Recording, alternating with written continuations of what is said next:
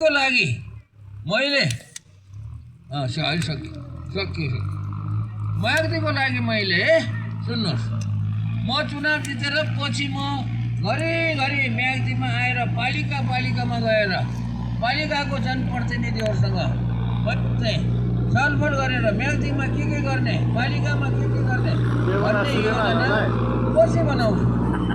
अहिले बनाउने होइन यो योजना पालिकाको जनप्रतिनिधिहरूसँग मिलेर पालिकामा अब अध्यक्षहरू वडा सदस्यहरू यहाँ कोही वडा सदस्यहरू पनि हुनुहुन्छ होला। यसरी पालिकाको वडा सदस्यहरू वडा अध्यक्षहरू पालिकाको अध्यक्षहरूसँग मिलेर पालिकामा के कस्तो किसिमको विकासका कामहरू गर्ने भन्ने कुरा पछि चुनाव सकेर पछि गाउँमा आएर योजना बनाएर अब योजनालाई कहाँबाट बजेट ल्याउने त्यो पनि त खोज्नु पर्यो। त्यसै योजना बनाएर त होइन। यसरी चाहिँ म काम गर्छु अहिले।